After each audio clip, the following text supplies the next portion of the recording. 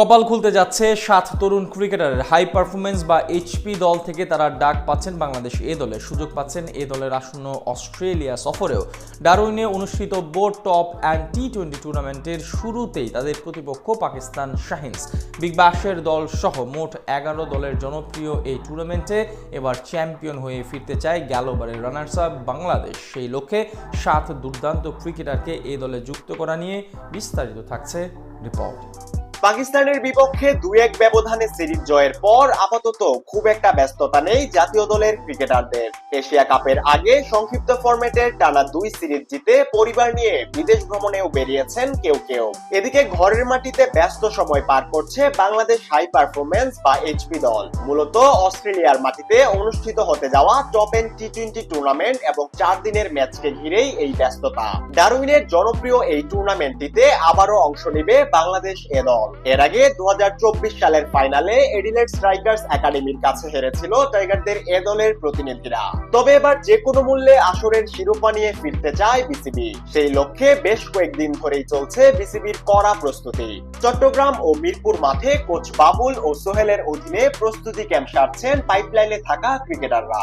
Australia সফরের দল চূড়ান্ত করতে ইতিমধ্যেই 3 ম্যাচের এক সিরিজও খেলছে এইচপি ও বাংলাদেশ এ দল। সেখান থেকে এবার বড় সুখবর পেতে যাচ্ছে 7 তরুণ ক্রিকেটার। হাই পারফরমেন্স বা এইচপি দল থেকে তারা ডাক পাচ্ছেন বাংলাদেশ এ দলে। সবকিছু ঠিকঠাক থাকলে ডারউইনে আয়োজিত হতে যাওয়া আসন্ন টপ এন্ড টি-20 টুর্নামেন্টে অংশ নিবে তারা, যেখানে বাংলাদেশ ছাড়াও অংশ নিবে পাকিস্তান শাহিনস ও নেপাল ক্রিকেট দল। এছাড়াও এই আসরে লড়বে বিগ ব্যাশের কয়েকটি দল। মোট 11 দল নিয়ে আগামী 14 থেকে 24 আগস্ট আয়োজিত হবে এই টি-20 টুর্নামেন্ট, যেখানে সিরিজের উদ্বোধনী ম্যাচেই মুখোমুখি হবে বাংলাদেশ ও পাকিস্তান এ দল। তাছাড়া টি-20 টুর্নামেন্ট বাদেও আগামী 28 থেকে 31 August Australia Northern territory cricket দলের সঙ্গে একটি 4 দিনের ম্যাচ খেলবে বাংলাদেশ এ দল। গত বছর যেটি হয়েছিল পাকিস্তান শাহিনসের বিপক্ষে।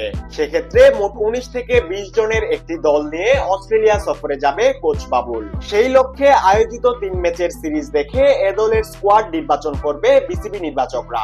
এদিকে আগামীকাল সিরিজের শেষ ম্যাচে মুখোমুখি হবে এইচপি ও এ দল। এরপরই পারফরমেন্স বিবেচনায় ঘোষণা করা হবে 20 জনের চূড়ান্ত বহর।